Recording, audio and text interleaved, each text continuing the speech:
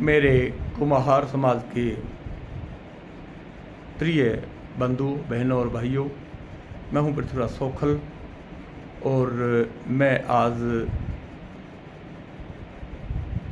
आप सबको स्वतंत्रता दिवस 2025 के शुभ अवसर पे बहुत ही शुभकामनाएं देना चाहता हूं कि आप जहां भी हैं आप बहुत तरक्की करें,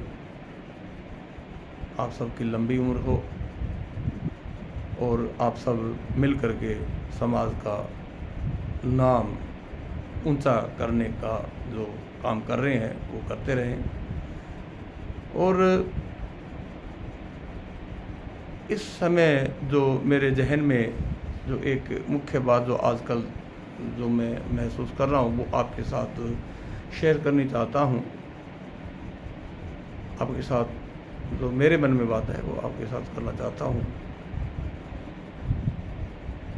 वैसे तो जातिवाद जो है भारत की जो सबसे बड़ी कमज़ोरी है, खासकर हिंदू समाज की, कि ये जातिवाद ही है जिसके कारण जो आज भारत जो इतने वर्ष पहले गुलाम रहा, जातिवाद में बंटने के कारण ही।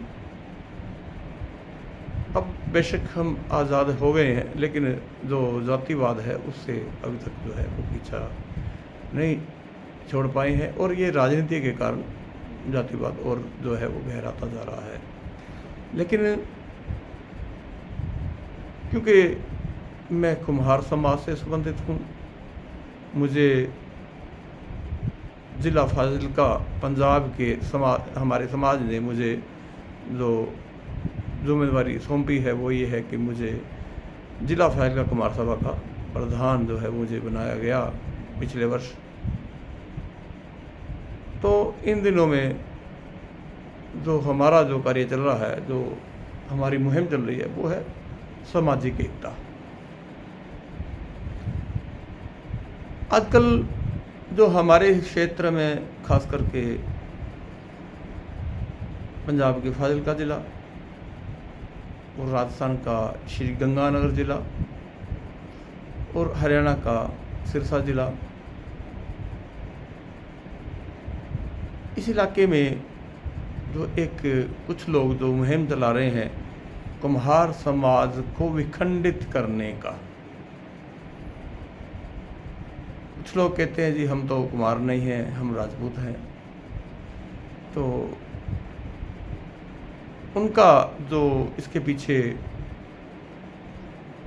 सबसे बड़ा जो उनके पास जो प्रूफ है वो मात्र इतना है कि 1972 में एक राव हनुमानदान जी भईबाट हमारे पार्ली इलाके से हुए हैं, जो कुम्हारों के जो वंशावली लिखते थे। उनका काम था इतिहास लिखना और वंशावली लिखने, उनका बिजनेस था, उनका धंधा था और वो आते थे दक्षिणा लेने के लिए। तो इसके पीछे थोड़ा सा मैं पीछे जाना चाहूँगा कि जो कुम्हार खेती करने लगे और जो अपना परंपरागत जो कार्य है मिट्टी के बर्तन वगैरह बनाना या ईंटें बनाना करते थे, उनमें आपस में विभाजन ये हो गया कि जो खेती करने वाले थे वो मिट्टी के बर्तन बनाने वालों के साथ रिश्ता नहीं करते थे और मिट्टी के बर्तन बनाने वाले खेतीहर जो है कुम्हार उनके साथ जो रिश्ता होना धीरे धीरे बंद हो गया। तो इसके कारण जो है ये फ़र्क पड़ता गया। लेकिन जो इसके पीछे वास्तविकता वो यही है कि मिट्टी के बर्तन बनाने का काम छोड़ करके जो खेती करने लगे वो जो है वो थोड़े से अलग होते गए। और उस समय जो खेती के साथ साथ जो मुख्य धंधा आता था वो होता था पशुधन। यानी खेती तो एक पेट भरने का जरिया होता था, बाकी जो असली धन जो होता था वो पशुधन होता था। और जो हमारे समाज के कुछ लोग खेती करने वाले वो इस क्षेत्र में जिस समय अंग्रेज़ों ने ये इसका विकास कर रहे थे ब्रिटिश गवर्नमेंट, जब खास करके ज़िला सिरसा और जो अब मौजूदा ज़िला फाजिल्का या फिरोजपुर कहें,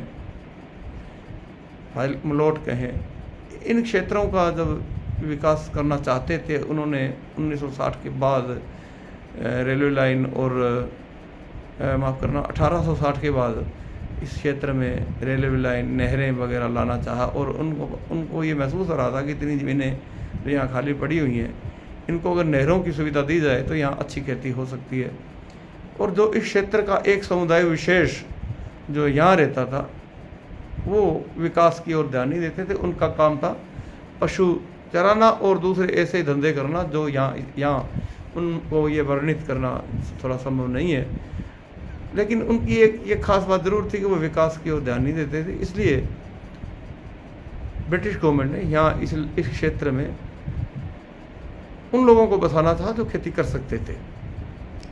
तो उस समय जो जाट समाज से या किसी भी समाज से जो लोग खेती करने वाले थे, उनके पास पशु होते थे। वो जब उधर अकाल पड़ता था तो वो पशुधन लेकर के अपना इस क्षेत्र में आकर रहते थे। फिर जब उधर बरसात होती फिर वापस चले जाते थे। तो धीरे धीरे वो यहाँ सेटल हो गए। उनमें कुम्हार भी थे, उनमें जाट भी थे, उनमें दूसरी बिरादरी भी थी, सिख भी थे, जट सिख भी थे। तो वो यहाँ जब खेती होने लगी, नहरें आईं, रेलवे लाइनें आईं, तो ये इलाका विकसित होने लगा। और इधर से बीकानेर स्टेट जो थी, उसमें महाराजा गंगा सिंह जी ने इतने प्रयास किए कि वो इलाका विकसित होने लगा। वहाँ भी नहरें आईं, तो कुछ लोग हमारे वहाँ बस गए, कुछ इस क्षेत्र में बस गए, कुछ यहाँ से उठ के वहाँ चले गए। जब हनुमानदास जी ने देखा कि यहाँ तो वो लोग काफ़ी जो कुम्हार हैं वो काफ़ी विकसित हो गए हैं, संपन्न हो चुके हैं, तो उन्होंने एक किताब लिखी। उसमें लिखा जितने गोत्र जो हैं वो उस क्षेत्र से आए थे कुम्हारों के, उनको उन्होंने उस किताब के अंदर राजपूत समाज से जोड़ दिया। उनको पीछे से जैसलमेर राज्य से जोड़ दिया कि गुरु गरबा जी हुए और उन्होंने इतने जो राजपूत थे उनको कुम्हार बना दिया, या उनको कुंभावत जो शब्द दे दिया वगैरह वगैरह। और उसी बुक है वो 1980 के आसपास प्रिंट होकर के इस क्षेत्र में पहुंची। क्योंकि उसके बाद ही ये जो है ना मसला शुरू हुआ कि जी हम तो कुम्हार नहीं है, हम तो राजपूत थे। अरे भाई, अगर राजपूत का पता आपको हमें एक लिखारी की किताब लिखने से, एक किताब से आप ये महसूस करने लगे कि हम तो राजपूत हैं, तो भाई उन लोगों का धंधा था। वो उन्होंने जो उस समय जैसे भाई भाट, राव या कहें एक भांड, ढाडी, इन लोगों का काम होता था कि दक्षिणा लेने के लिए जिस जजमान को खूब उसकी बड़ाई करना, उसको हवा देना, जिससे कि वो उसको ज़्यादा से ज़्यादा जो है वो उसको जो अपना दक्षिणा दे सके।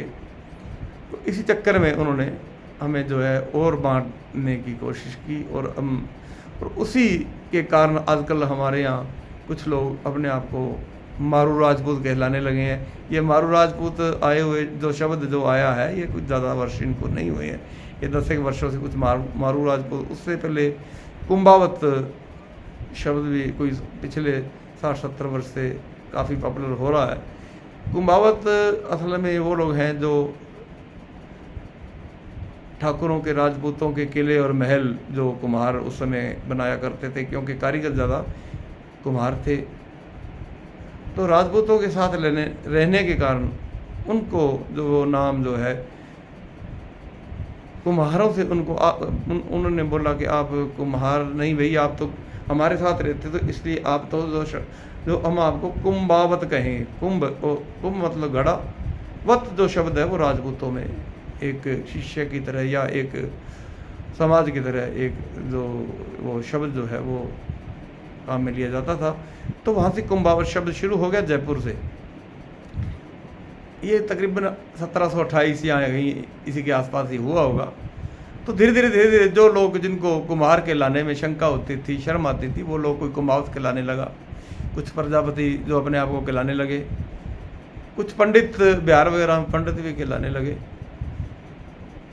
तो इससे क्या हुआ कि जो समाज की जो अपनी पहचान है वो धीरे धीरे जो है वो विखंडित होती गई। किसी को पता ही नहीं लगता ये कौन है। कुछ पंडित बने घूम रहे, कुछ वर्मा कहलाते हैं, कुछ। लेकिन मैं ये चाहता हूँ कि हम अपनी पावर को पहचाने। हमारी बहुत बड़ी संख्या जो भारत के अंदर है, तो हम एक हों। हम एक दूसरे पे कटाक्ष करने के बजाय ये समझें कि हमारे जो मुख्य कुम्हार समाज जो है वो तो वही लोग हैं जो मिट्टी के बर्तन बनाते हैं। और अब तो मिट्टी के बर्तनों का काम बहुत कम हो गया, क्योंकि प्लास्टिक और जो धातु के बर्तन बहुत आ चुके हैं। लेकिन फिर भी वो जो समाज जो अपने आप को कुंभावत समाज, कुम्हार समाज जो है असली, वो अपने आप को प्रजापति कहलाने लगे। और वो दूसरे कुम्हारों से, जो खेतिहर कुम्हार हैं, उनसे वो और ज़्यादा दूर होते गए। मैं यहाँ आपको ये वास्तविकता बताना चाहता हूँ, असल में सब हम एक हैं। क्योंकि जो गोत्र मारवाड़ के कुम्हारों में जितने भी गोत्र हैं वो प्रजापति जो मिट्टी के बर्तन बनाने वाले कुम्हार हैं, उनमें वही गोत्र हैं।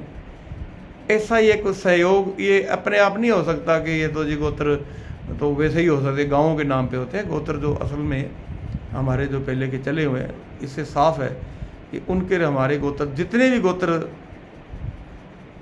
इस फाजिलका क्षेत्र में, बीकानेर क्षेत्र में, गंगानगर क्षेत्र में, सिरसा क्षेत्र में खेती करने वाले कुम्हारों के, वो ही गोत्र जो हैं वो मिट्टी के बर्तन बनाने वाले या जो प्रजापति समाज अपने आप को कहलाने लगे, उनमें भी वही हैं।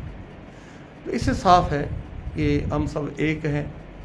तो अपनी ताकत को पहचानने के लिए, हमारे समाज की एकता बनाने के लिए, क्योंकि अब वोटों की जो है, अब राजनीति है वो वोटों से है, ना कि तलवार से है, बंदूक से है। तो हम अपनी शक्ति को पहचाने व एक दूसरे पे जो है वो कटाक्ष करने बंद करें। सभी अपने आप को एक ही समझें।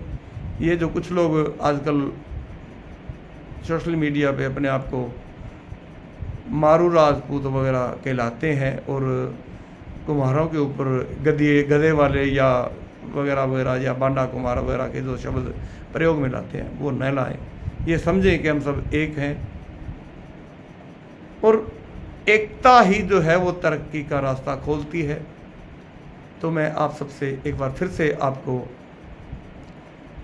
जो है स्वतंत्रता दिवस 2025 की बहुत बहुत बधाइयाँ देना चाहता हूँ।